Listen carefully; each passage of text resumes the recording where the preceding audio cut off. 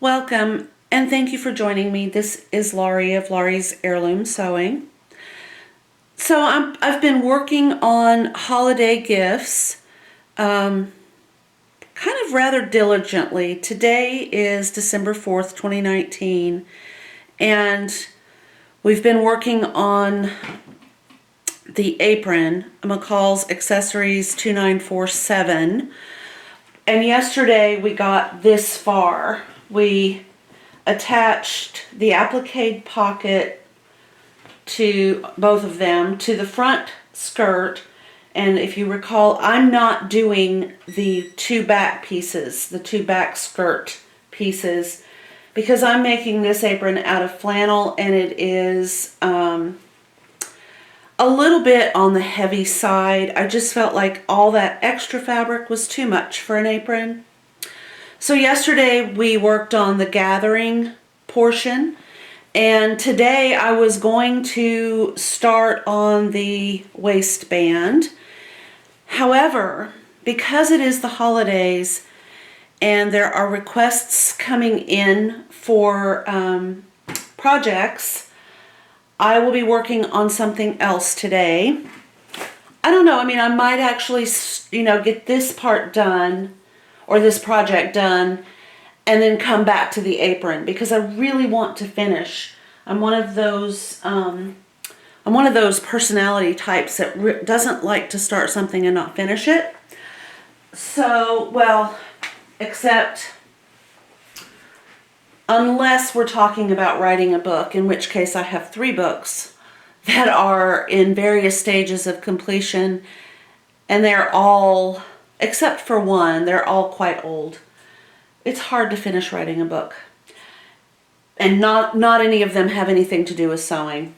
That's not what I'm writing about. So anyway, getting back on topic here and taking a sip of coffee, because as you can see, it is still dark outside. Very early here in the Pacific Northwest. And I often don't get enough coffee at this hour. So what I'm going to do is I'm going to make a small pocket, like a zipper bag out of blue fabrics, probably just one, and then a tote out of the remaining fabric. And I'm going to include 2 things that I've not included in the past, and they will match.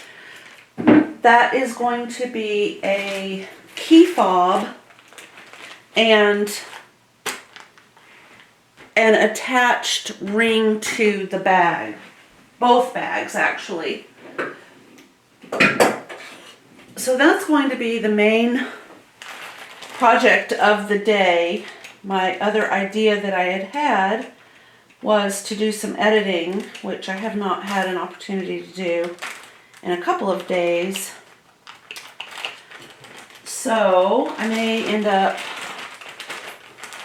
having to cut into my my apron time this afternoon. So before I go any further, if you're interested, the next few minutes I'm going to be talking about this fabric and this purchase right here. If you're not interested, then skip ahead. I don't blame you. So I purchased this set right here on Amazon, and it is a set of swivel clasps, what you would call a lanyard clasp, and then the I think it's called a D-ring. So we have this right here. I hope that's coming through clear. And it's what I believe they call a lobster clasp, where you can pull back on the little toggle and then the clasp itself opens. And it has a D-shaped attachment ring. And if I remember, these are 3/4 inch. I'm pretty sure that's what that said. That's about the bag, not about this. And then I have the coordinating piece that would go on a like a little tab of fabric, and then you attach that to, say, the inside of or the outside of your bag, and then this piece you have a key fob attached to, which I think I would also include another one of these on the other end. I personally find that an easier setup for me. I have so many keys. I just find it so much easier if I have extra loops to click things to. So anyway, I purchased this fabric on Amazon, and I was literally horrified when this arrived. And I'm going to have to go back and amend my review because it showed up in this bag right here. All of this, it was folded kind of like a, oh my gosh, like a map.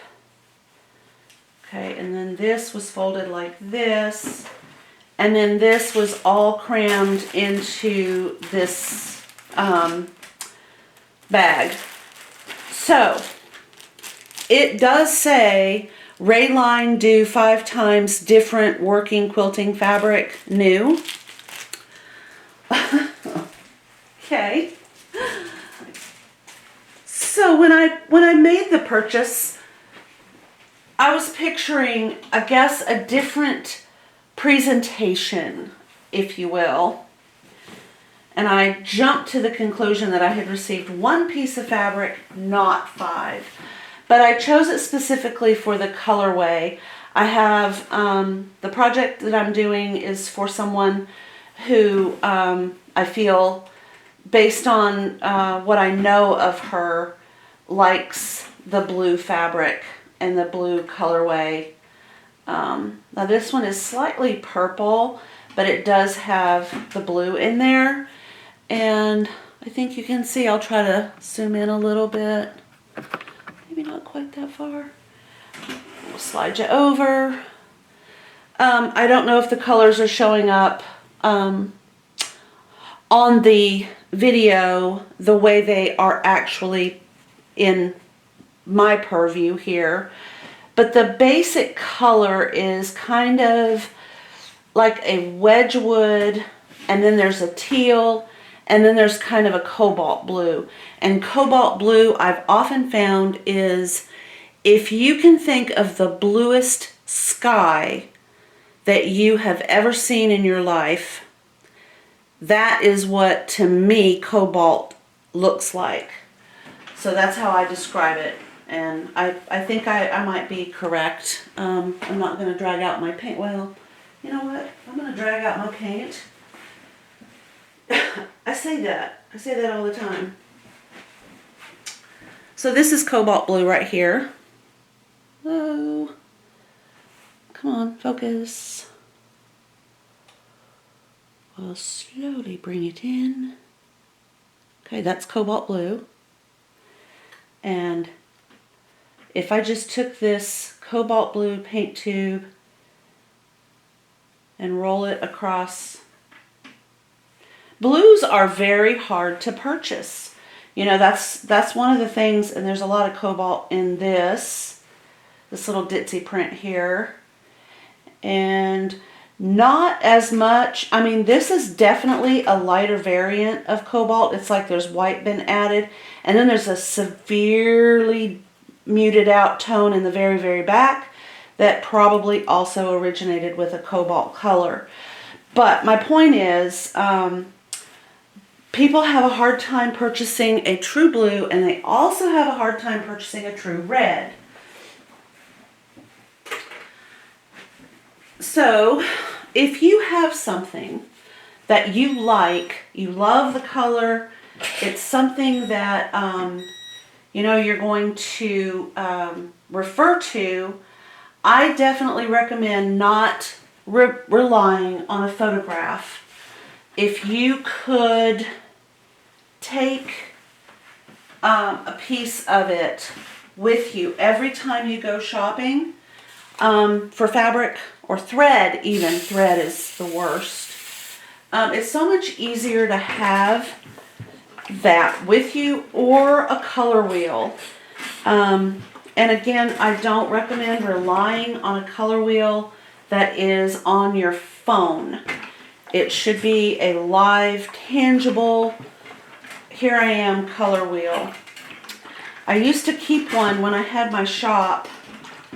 I had a color wheel available for my clients to use in the fabric section, in the lace section, and in the thread section. And the thread section was basically two separate areas where if they wanted to buy silk ribbon, they could use the color wheel. If they needed to buy thread, they could use the color wheel. I just feel like it's only fair to give people, you know, just the possibility of a chance to get that color, that perfect shade.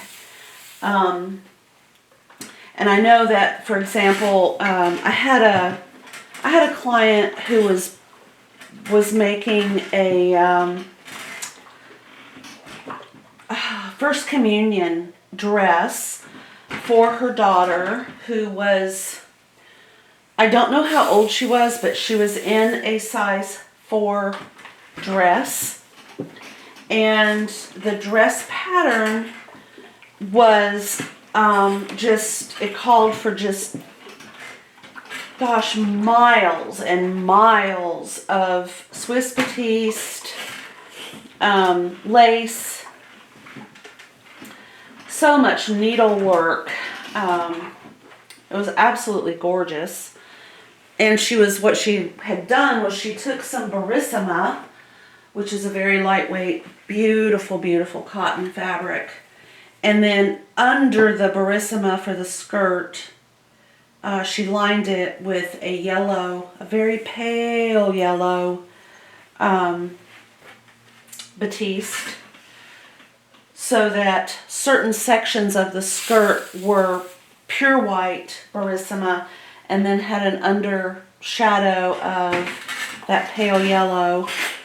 And it took us, I was also at that time teaching piano lessons, and I would, at the end of the day, I would close the shop, get everything shut down, put away, you know, basically put to bed for the night, and because my shop was in my house, and then I would start my piano lesson students. Well, this poor woman was still trying desperately to find, using the color wheel, the perfect shade of embroidery floss and silk ribbon to accompany her journey in the process of building this dress. And like I said, I had piano students who were showing up. So oddly, my husband and I were just talking about this the other day. He had to help her, and really didn't really know the ins and outs of my shop and how things worked. So yeah, that was a funny little thing. But you know, she ended up getting just exactly what she wanted. She was looking for a very pale blue silk floss because she wanted to make blue bullion roses in the buttonholes on, not the buttonholes, the buttons themselves, and then attach those to the dress using that silk floss. So as a buttonhole. Oh gosh, I can't, you know what I'm trying to say. Instead of just sewing the buttons on the dress, she was going to do an embroidered bullion rose as the way to hold the button onto the dress. It's a common practice in heirloom sewing. So with all the yellow and the blue, she was going for a very specific look. And while the colors could be considered French country, it was kind of a very pale French country. And that's what this this little piece right here is kind of reminding me of that, with its little yellow and blue. There's quite a bit of yellow in this whole little collection of fabrics, and I happen to like that. This one's a little bold, but you know what? I like it. I like the brush strokes of these blue peonies. I think it's very pretty. At first glance, you think it doesn't really have a, you know, that it's just kind of a ditzy or tossed effect, but I believe that this is the proper orientation for this fabric. It looks like it goes this way. So if I'm going to make the little interior bag from this fabric, then I'm going to need to be careful cutting it out. But it's beautiful. It's like a watercolor painting. So while it is slightly bold with its use of teal, it's still very pretty. I'm not sure that I would pair it with another bold fabric. And I can see where it's... I will say that in rating these fabrics, they're cut odd. They're not cut straight. Although this is the selvage, so they're very narrow. Interesting fabric. Yeah, it would have been cut like this. And I can see that it's been cut kind of in a, rather than straight, there's a little curve to this cut, which, you know, that's okay. But they're beautiful. I like the feel. The weight is nice. They're not too heavy. They're not too thin. They're quite nice. Okay, so now we get to the Laurie has to apologize phase of this. I don't know how to pause the video, and I also don't know how to splice the video. So anytime I have something happen where I need to step away from the camera, I just have to let it roll. So please bear with me while I make this journey.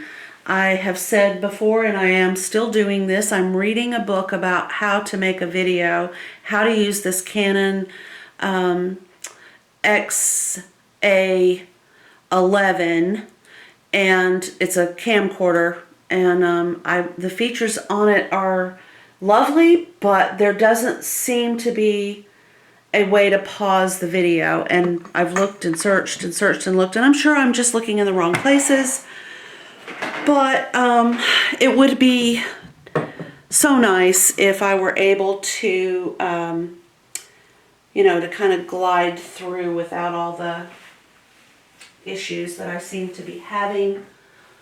But I wouldn't expect anything less of what I go through on a daily basis. That's just the way things go for me.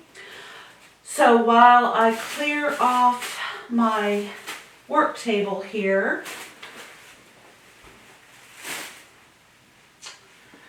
I don't want anything out of order, so I'm going to be very careful. I hope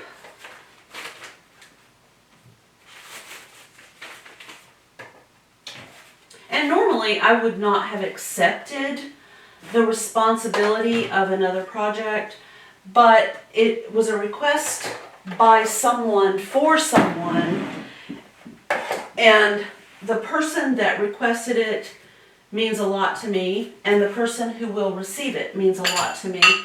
So it's sort of a, you know, it's just a nice thing that I'm not at all opposed to doing. Okay, so here's this. Clear all of this off. All right. Okay, so I have done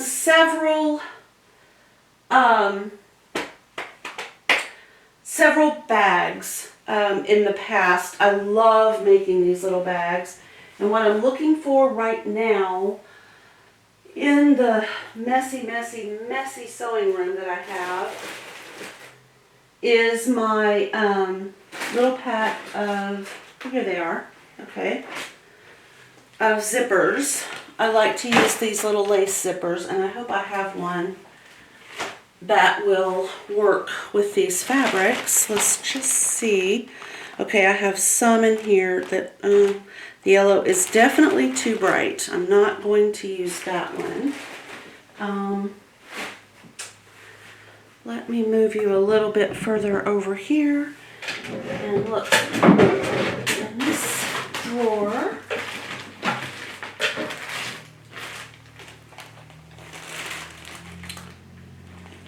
No.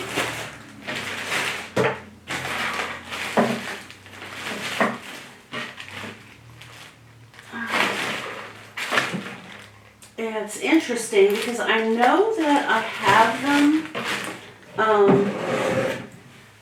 We did, oh, they might be in there. We did a video not too long ago on these little zippers. So, probably going to use that. So with that in mind, I'm not going to give up until I find them.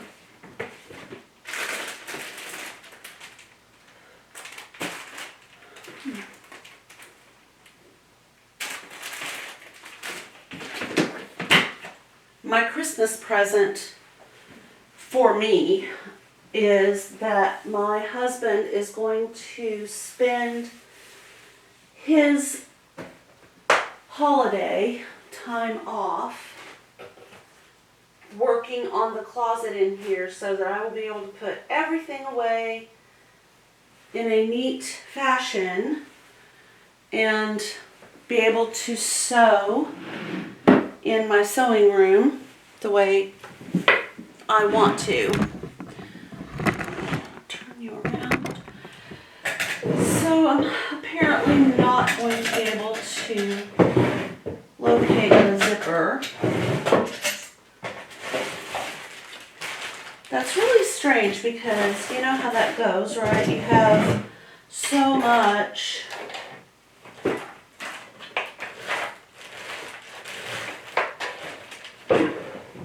fabric, so much stuff. You know where everything is, and then the next thing you know, poof, it's all gone. Okay. Well, what I will do is spend a little bit of time working on these bags. Probably I will get to the point where I'm going to put the zipper in, and then I'm just going to start a new video because I really can't imagine the agony of you guys having to watch me search around for something. But I will describe what I'm going to do. So this piece of fabric right here, I'm going to have to cut it. Normally for a little bag like this, I would just cut it on the fold. But let's get these over here so that you don't have the opposing patterns. I think, let's see, I'll turn it over. I think you can see that it definitely has a direction. At least it appears to me. So to me, it looks like this is the view that you should be looking at. If I flip it over, it appears to be upside down. So if I fold up, if I just try to fold the fabric and then cut the size that I want, this side is going to be upside down. That's just the way that works. So I will be cutting the outer two pieces separately, not on the fold. The only way that would work would be if I were to fold it this way with the raw edges together and cut it like this, and then they would both be going in the same direction, but that makes the bag a little bit too small. So I will be cutting out 2 pieces of fabric to use as the little small, like it's going to be basically what you would use as a makeup case, a small makeup case that you could put in another bigger bag. Okay, I'm not sure. I don't particularly want to line that in white. I'm not sure that that's a great idea. So I'm going to find a solid that I happen to have floating around that I can line this with, because I don't really want to line it with another, because it's so bold. I just think that would be a little bit too busy. I mean, even a small ditzy might just make you want to pull your hair out. Let's just see.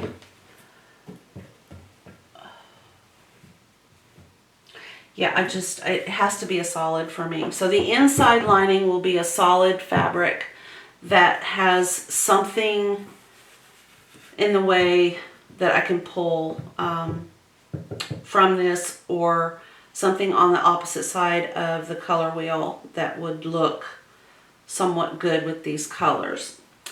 The outer bag, or I will call it the tote, I'm going to piece. So that I'm going to just cut strips from this remaining fabric.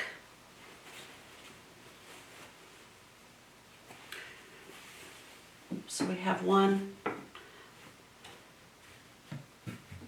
2, and then of course the requisite large print that has a lot of yellow, I think you can see. And then this one that has an interesting array of green and that violet. So this one has some yellows, and this one has some violets and purples. This has a sage green. This has a little bit darker green. This has a really dark, almost an olive green. And then this goes back to that sage green. So they're all kind of pulling the blues and the purples and the greens. And then the background is essentially the same, almost kind of eggshell. So I feel very confident that these will all look really nice together. I'm going to do, let's see. I don't want the strips to be too small. But I definitely want to do strip sets. I think that works really well with a tote bag. I'm not really fond of, well, for this particular recipient, I don't think patchwork would really work well. So, but a strip set, you know, stitched together, I think would be especially nice for her. And then whatever fabrics I have left over, and honestly, I'm not going to worry too much about which one it is. It could be this one. If I have any fabric of this left, I may add that to the strip set if there's enough of it. If not, this will end up likely being the fabric that I'm going to make my key fob and little loop with. And definitely I will, when that occurs in the process, we will definitely be including that in the video. And I appreciate everybody being so patient while I fuddle through and try to figure out how to do a good video with this new camera. In the meantime, please like and subscribe. If you have any questions, just drop a comment down below. You can find me at Laurie's Heirloom Sewing on Facebook, and I'm happy to answer any questions that you might have pertaining to this project, the apron, or any of the other projects that I've done on YouTube or Facebook. Thank you so much for watching, and I hope you have a wonderful Wednesday.